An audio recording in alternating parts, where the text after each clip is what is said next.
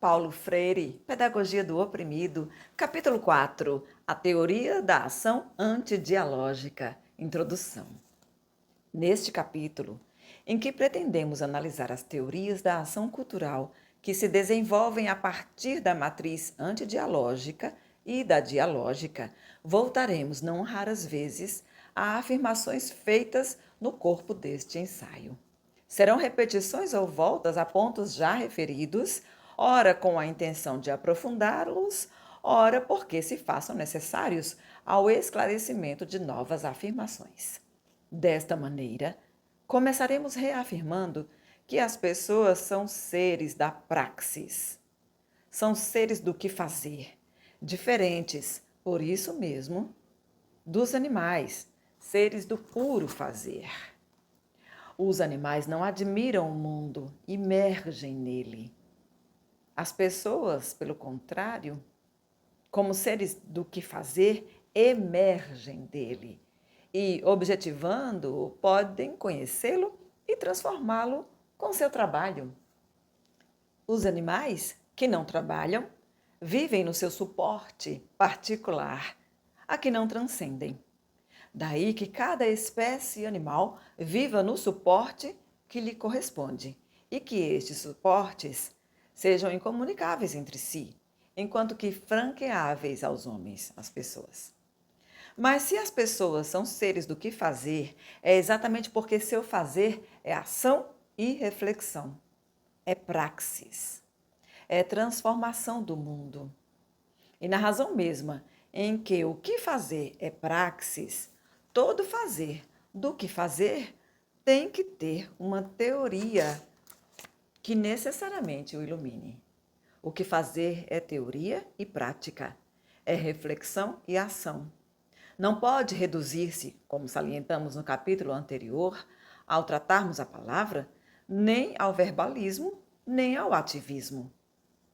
A tão conhecida afirmação de Lenin, sem teoria revolucionária não pode haver movimento revolucionário, significa precisamente que não há revolução com verbalismos, nem tampouco com ativismo, mas com praxis, portanto, com reflexão e ação, incidindo sobre as estruturas a serem transformadas.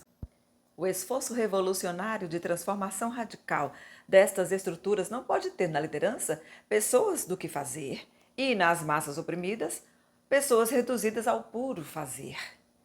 Este é um ponto que deveria estar exigindo de todos quantos realmente se comprometem com os oprimidos, com a causa de sua libertação, uma permanente e corajosa reflexão.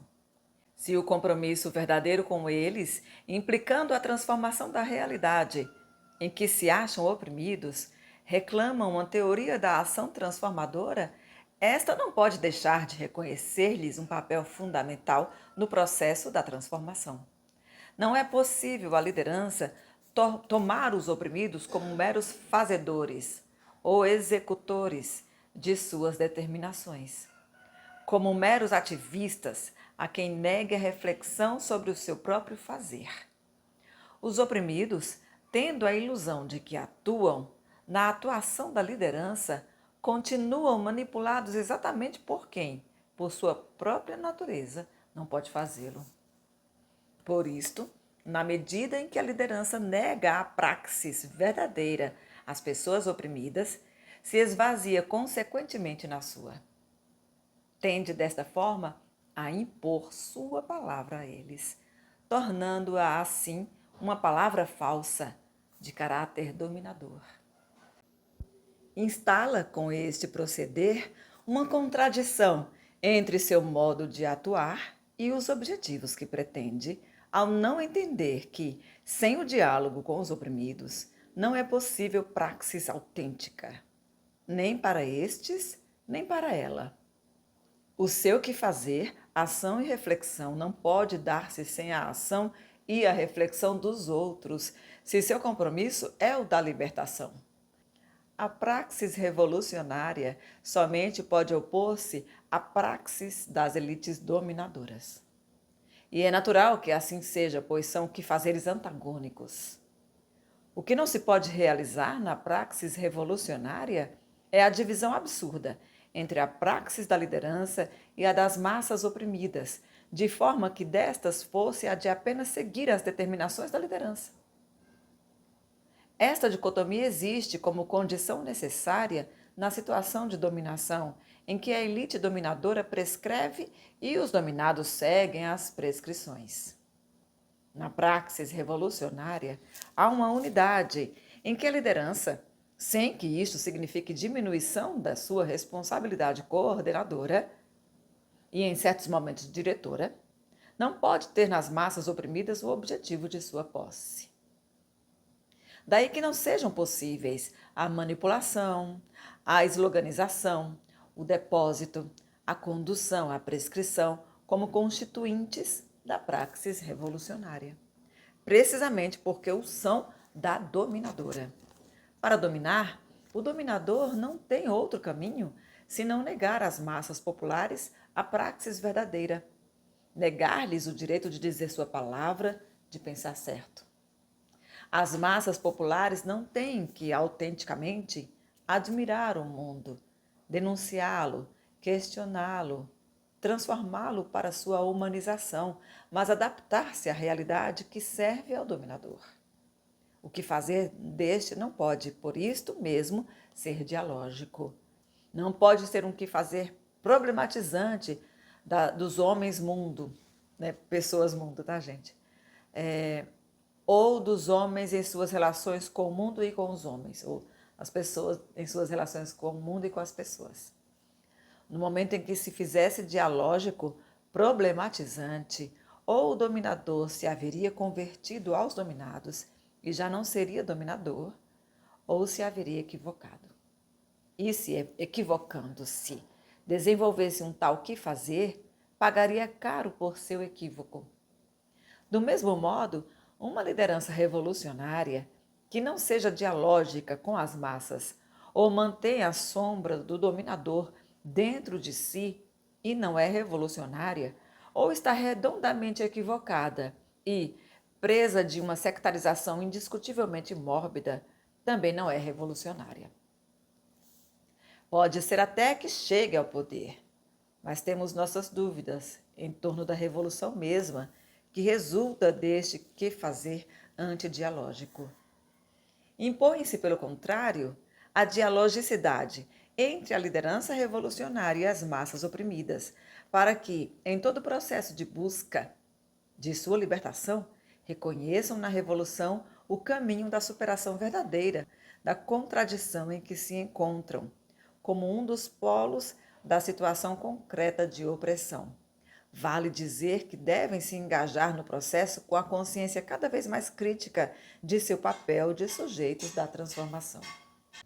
Se são levadas ao processo como seres ambíguos, metade elas mesmas, metade o opressor hospedado nelas, e se chegam ao poder vivendo esta ambiguidade que a situação de opressão lhes impõe, terão, a nosso ver, simplesmente a impressão de que chegaram ao poder.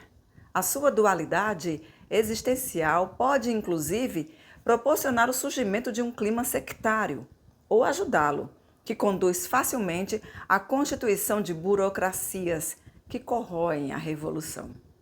Ao não conscientizarem, no decorrer do processo, esta ambiguidade, podem açoitar sua participação nele com um espírito mais revanchista que revolucionário.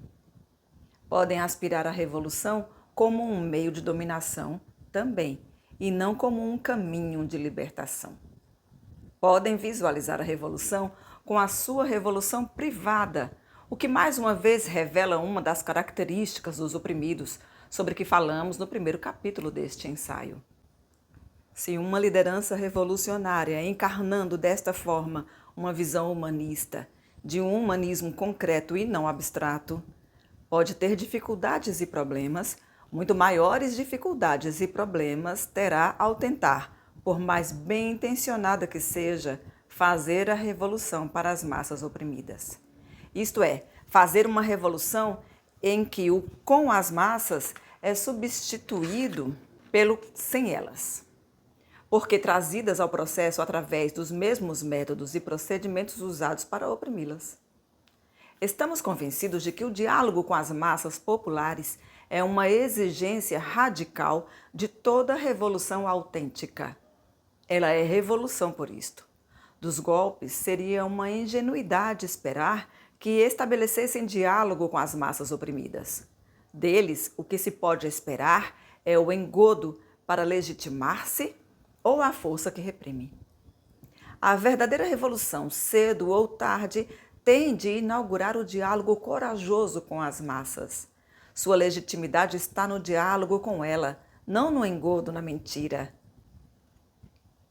Não pode temer as massas, a sua expressividade, a sua participação efetiva no poder. Não pode negá-las.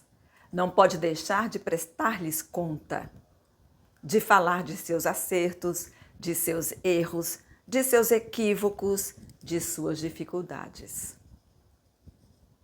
A nossa convicção é a de que, quanto mais cedo comece o diálogo, mais revolução será. Este diálogo, como exigência radical da revolução, responde a outra exigência radical, a das pessoas como seres que não podem ser fora da comunicação, pois que são comunicação. Obstaculizar a comunicação é transformá-los em quase coisa. E isto é tarefa e objetivo dos opressores, não dos revolucionários.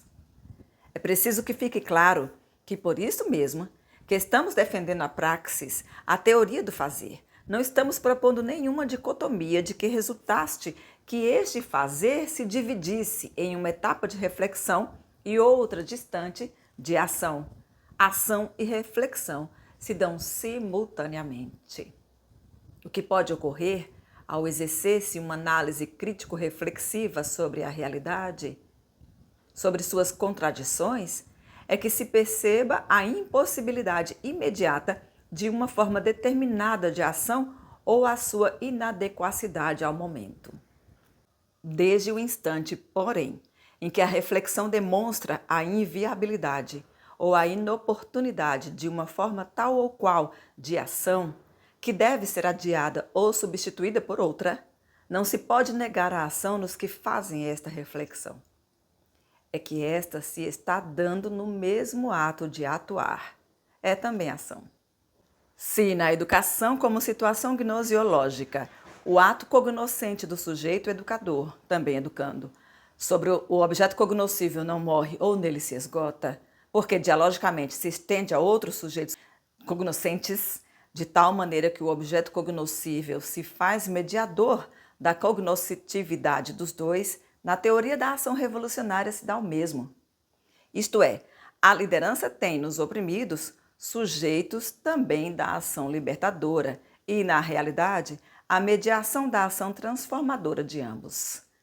Na teoria da ação, exatamente porque é revolucionária, não é possível falar nem em ator no singular, nem apenas em atores no plural, mas em atores em intersubjetividade, em intercomunicação.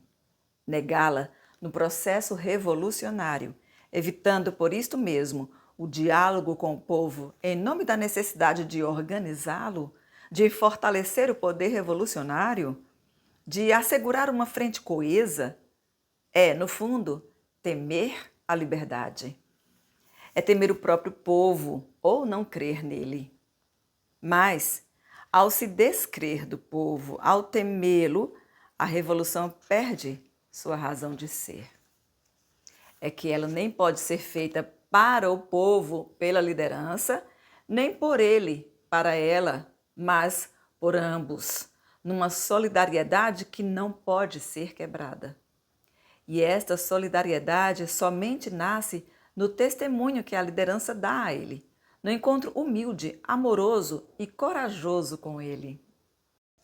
Nem todos temos a coragem deste encontro e nos enrijecemos no desencontro, no qual transformamos os outros em puros objetos. E, ao assim procedermos, nos tornamos necrófilos, em lugar de biófilos. Matamos a vida, em lugar de alimentarmos a vida. Em lugar de buscá-la, corremos dela. Matar a vida, freá-la, com a redução das pessoas a puras coisas, aliená-las, mistificá-las, violentá-las, são o próprio dos opressores. Talvez se pense que, ao fazermos a defesa deste encontro das pessoas no mundo para transformá-lo, e o diálogo, estejamos caindo numa ingênua atitude, num idealismo subjetivista. Não há, contudo, de mais concreto e real do que as pessoas no mundo e com o mundo, as pessoas com as pessoas, enquanto classes que oprimem e classes oprimidas. O que pretende a revolução autêntica é transformar a realidade que propicia esse estado de coisas desumanizante das pessoas. Afirma-se o que é uma verdade, que esta transformação não pode ser feita pelos que vivem de tal realidade, mas pelos esmagados, com uma lúcida liderança. Que seja esta, pois, uma afirmação radicalmente consequente, isto é, que se torne existenciada pela liderança na sua condição com o povo. Comunhão em que crescerão juntos e em que a liderança, em lugar de simplesmente autonomear-se, se instaura ou se autentica na sua praxis com a do povo, nunca no desencontro ou no dirigismo. Muitos, porque aferrados a uma visão mecanicista, não percebendo esta obviedade, a de que a situação concreta em que estão as pessoas condiciona a sua consciência do mundo, e esta e as suas atitudes e o seu enfrentamento, pensam que a transformação da realidade se pode fazer em termos mecânicos. Isto é, sem a problematização desta falsa consciência do mundo ou sem o aprofundamento de uma já menos falsa consciência dos oprimidos na ação revolucionária. Não há realidade histórica, mas outra obviedade que não seja humana. Não há história sem pessoas, como não há uma história para as pessoas, mas uma história de pessoas que, feita por elas, também as faz, como disse Marx. E é precisamente quando as grandes maiorias se proíbe o direito de participarem como sujeitos da história que elas se encontram dominadas e alienadas. O intento de ultrapassagem do estado de objetos para o de sujeitos, objetivo da verdadeira revolução, não pode prescindir nem da ação das massas, incidente na realidade a ser transformada, nem de sua reflexão. Idealistas seríamos se, dicotomizando a ação da reflexão, entendêssemos ou afirmássemos que a simples reflexão sobre a realidade opressora que levasse as pessoas ao descobrimento do seu estado de objetos já significassem serem eles sujeitos. Não há dúvida, porém, de que se este reconhecimento ainda não significa que sejam sujeitos concretamente, significa, disse um aluno nosso, serem sujeitos em esperança. E esta esperança os leva à busca de sua concretude. Falsamente realistas seremos se acreditarmos que o ativismo, que não é a ação verdadeira, é o caminho para a revolução. Críticos seremos, verdadeiros, se vivermos a plenitude da praxis. Isto é, se nossa ação involucra uma crítica reflexão que, organizando cada vez o pensar, nos leva a superar um conhecimento estritamente ingênuo da realidade. Este precisa alcançar um nível superior, com que as pessoas cheguem à razão da realidade. Mas isto exige um pensar constante, que não pode ser negado às massas populares se o objetivo visado é a libertação. Se a liderança revolucionária lhes negar este pensar, se encontrará preterida de pensar também, pelo menos de pensar certo. É que a liderança não pode pensar sem as massas, nem para elas, mas com elas. Quem pode pensar sem as massas, sem que se possa dar ao luxo de não pensar em torno delas? São as elites dominadoras, para que, assim pensando, melhor as conheçam, e melhor conhecendo-as, melhor as dominem.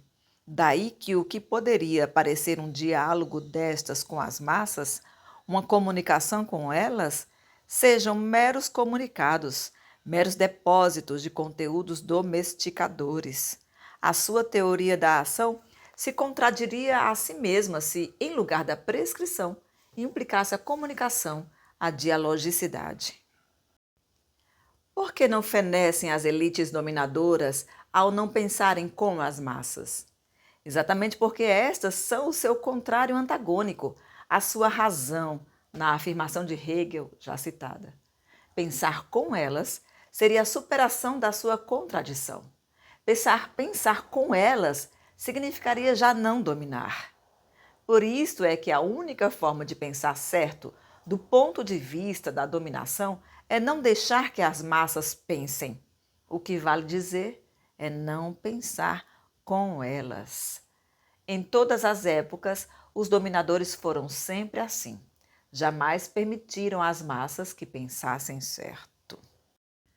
Um tal Mr. Giddy, diz Niebuhr, que foi posteriormente presidente da Sociedade Real, fez objeções. Refere-se ao projeto de lei que se apresentou ao Parlamento Britânico em 1807, criando escolas subvencionadas, que se podiam ter apresentado em qualquer outro país. Por especial que pudesse ser, em teoria, o projeto de dar educação às classes trabalhadoras dos pobres, seria prejudicial para sua moral e sua felicidade. Ensinaria a desprezar sua missão na vida, em lugar de fazer deles bons servos para a agricultura e outros empregos. Em lugar de ensinar-lhes subordinação, os faria rebeldes e refratários, como se pôs em evidência nos condados manufatureiros, habilitá-los-ia a ler folhetos sediciosos, livros perversos e publicações contra a cristandade. Torná-los-ia insolentes para com seus superiores e, em poucos anos, se faria necessário à legislatura dirigir contra eles o braço forte do poder. Nossa! No fundo, o que o tal Mr. Giddy, citado por Niebuhr, queria, tanto quanto os de hoje, que não falam tão cínica e abertamente contra a educação popular, é que as massas não pensassem. Os Mr. Giddy de todas as épocas, enquanto classe opressora, ao não poderem pensar com as massas oprimidas, não podem deixar que elas pensem. Desta forma, dialeticamente, se explica por que, não pensando com, mas pensando apenas em torno das massas, as elites opressoras não fenecem. Não é o mesmo o que ocorre com a liderança revolucionária. Esta, ao não pensar com as massas, fenece. As massas são a sua matriz constituinte, não a incidência passiva de seu pensar. Ainda que tenha também de pensar em torno das massas, para compreendê-las melhor, distingue-se este pensar do pensar anterior. E distingue-se porque, não sendo um pensar para dominar e sim para libertar, pensando em torno das massas, a liderança se dá ao pensar delas. Enquanto o outro é um pensar de senhor, este é um pensar de companheiro. E só assim pode ser. É que, enquanto a dominação, por sua mesma natureza, exige apenas um polo dominador e um polo dominado, que se contradizem antagonicamente, a libertação revolucionária, que busca a superação desta contradição, implica a existência desses polos, e mais, uma liderança que emerge no processo desta busca.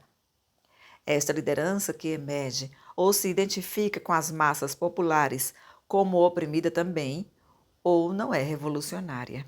Assim é que não pensar com elas para, imitando os dominadores, pensar simplesmente em torno delas, não se dando a seu pensar, é uma forma de desaparecer como liderança revolucionária. Enquanto no processo opressor as elites vivem da morte em vida dos oprimidos e só na relação vertical entre elas e eles se autenticam, no processo revolucionário só há um caminho para a autenticidade da liderança que emerge: morrer para reviver através dos oprimidos e com eles.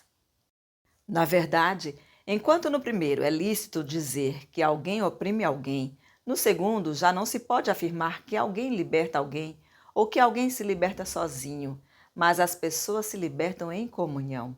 Com isto, não queremos diminuir o valor e a importância da liderança revolucionária.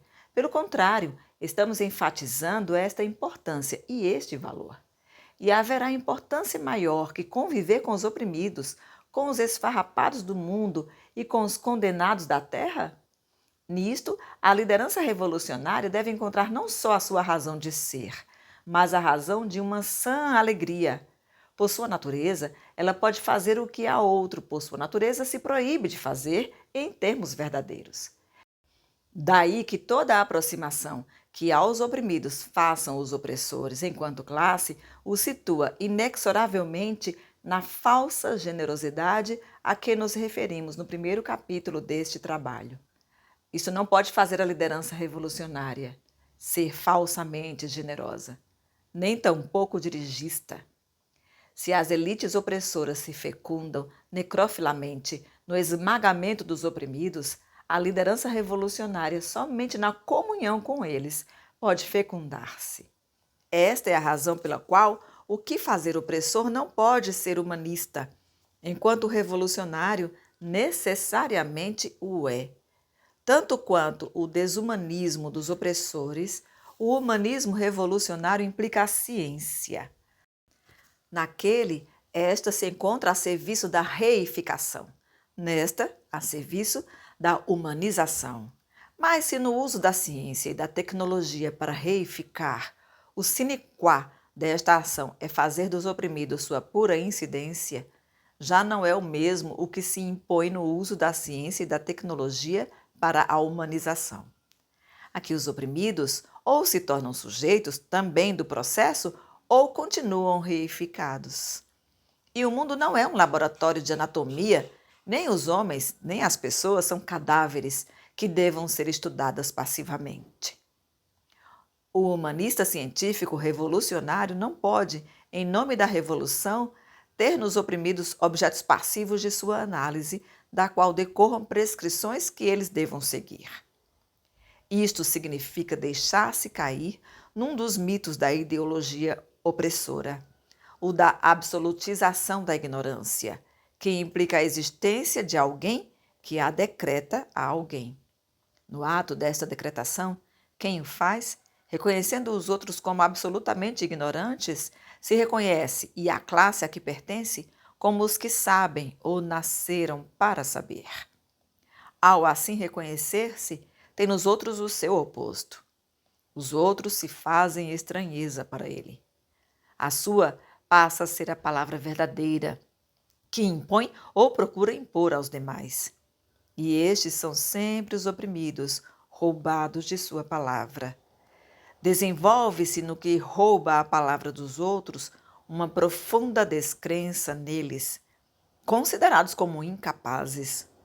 Quanto mais diz a palavra sem a palavra daqueles que estão proibidos de dizê-la, tanto mais exercita o poder e o gosto de mandar, de dirigir, de comandar.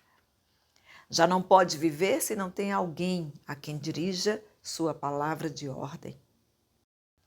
Desta forma, é impossível o diálogo. Isto é próprio das elites opressoras que, entre seus mitos, têm de vitalizar mais este, com o qual dominam mais. A liderança revolucionária, pelo contrário, científico-humanista, não pode absolutizar a ignorância das massas. Não pode crer neste mito. Não tem sequer o direito de duvidar por um momento de que isto é um mito.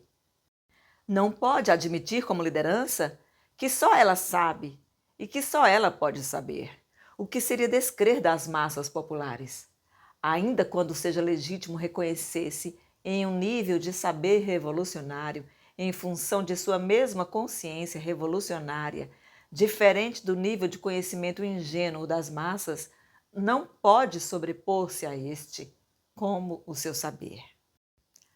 Por isto mesmo é que não pode esloganizar as massas, mas dialogar com elas para que o seu conhecimento experiencial em torno da realidade, fecundado pelo conhecimento crítico da liderança, se vá transformando em razão da realidade.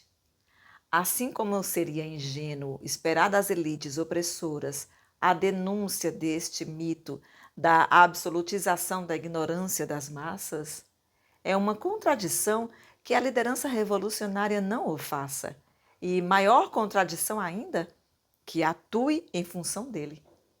O que tem de fazer a liderança revolucionária é problematizar aos oprimidos, não só este, mas todos os mitos de que se servem as elites opressoras para oprimir. Se assim não se comporta, insistindo em imitar os opressores em seus métodos dominadores, provavelmente duas respostas possam dar às massas populares.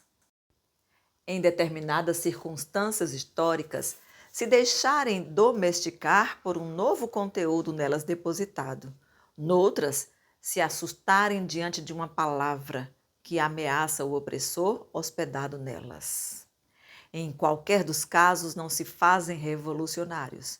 No primeiro, a revolução é um engano. No segundo, uma impossibilidade.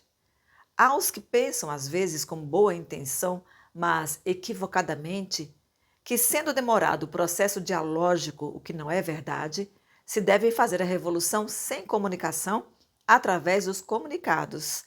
E, depois de feita, então se desenvolverá um amplo esforço educativo. Mesmo porque continuam, não é possível fazer educação antes da chegada ao poder. Educação libertadora. Há alguns pontos fundamentais a analisar nas afirmações dos que assim pensam. Acreditam, não todos, na necessidade do diálogo com as massas, mas não creem na sua viabilidade antes da chegada ao poder. Ao admitirem que não é possível uma forma de comportamento educativo crítica antes da chegada ao poder por parte da liderança, negam o caráter pedagógico da revolução como revolução cultural. Por outro lado, confundem o sentido pedagógico da revolução com a nova educação a ser instalada com a chegada ao poder. A nossa posição, já afirmada, e que se vem afirmando em todas as páginas deste ensaio, é que seria realmente ingenuidade esperar das elites opressoras uma educação de caráter libertário. Mas porque a revolução tem, indubitavelmente, um caráter pedagógico que não pode ser esquecido, na razão em que é libertadora ou não é revolução, a chegada ao poder é apenas um momento, por mais decisivo que seja. Enquanto processo, o antes da revolução está na sociedade opressora e é apenas aparente. A revolução se gera nela como ser social e, por isso, na medida em que é ação cultural, não pode deixar de corresponder às potencialidades do ser social em que se gera. É que todo ser se desenvolve ou se transforma dentro de si mesmo no jogo de suas contradições. Os condicionamentos externos, ainda que necessários, só são eficientes se coincidem com aquelas potencialidades. O novo da revolução nasce da sociedade velha, opressora que foi superada. Daí que a chegada ao poder, que continua processo, seja apenas, como antes dissemos, um momento decisivo deste. Por isto é que, numa visão dinâmica e não estática da revolução, ela não tem um antes e um depois absolutos, de que a chegada ao poder seria o ponto de divisão. Gerando-se nas condições objetivas, o que busca é a superação da situação opressora com a instauração de uma sociedade de pessoas em processo de permanente libertação. O sentido pedagógico dialógico da revolução, que a faz revolução cultural, também tende a acompanhá-la em todas as suas fases. É ele ainda um dos eficientes meios de evitar que o poder revolucionário se institucionalize, estratificando-se em burocracia contra-revolucionária, pois que a contra-revolução também é dos revolucionários que se tornam reacionários. E se não é possível o diálogo com as massas populares antes da chegada ao poder, porque falta a elas experiência do diálogo, também não lhes é possível chegar ao poder porque lhes falta igualmente experiência dele. Precisamente porque defendemos uma dinâmica permanente no processo revolucionário, entendemos que é nesta dinâmica, na praxis das massas com a liderança revolucionária, que elas e seus líderes mais representativos aprenderão tanto o diálogo quanto o poder. Isso nos parece tão óbvio quanto dizer que que uma pessoa não aprende a nadar numa bicicleta, mas na água. O diálogo com as massas não é concessão, nem presente, nem muito menos uma tática a ser usada, como a esloganização o é para dominar. O diálogo, como encontro das pessoas para a pronúncia do mundo, é uma condição fundamental para sua real humanização. Se uma ação livre somente o é na medida em que a pessoa transforma seu mundo e a si mesma, se uma condição positiva para a liberdade é o despertar das possibilidades criadoras humanas, se a luta por uma sociedade livre não o é a menos que, através dela, seja criado um sempre maior grau de liberdade individual, se há de reconhecer ao processo revolucionário o seu caráter eminentemente pedagógico. De uma pedagogia problematizante e não de uma pedagogia dos depósitos, bancária. Por isto é que o caminho da revolução é o da abertura às massas populares, não o do fechamento a elas. É o da convivência com elas, não o da desconfiança delas.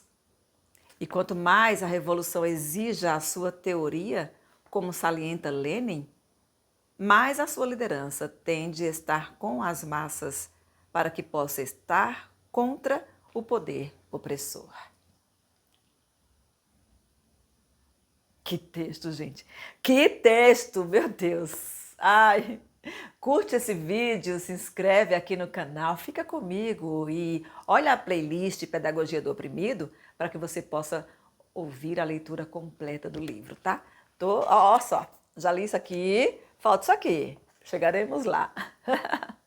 Fica aqui comigo, meu amor e minha amora. Tchau!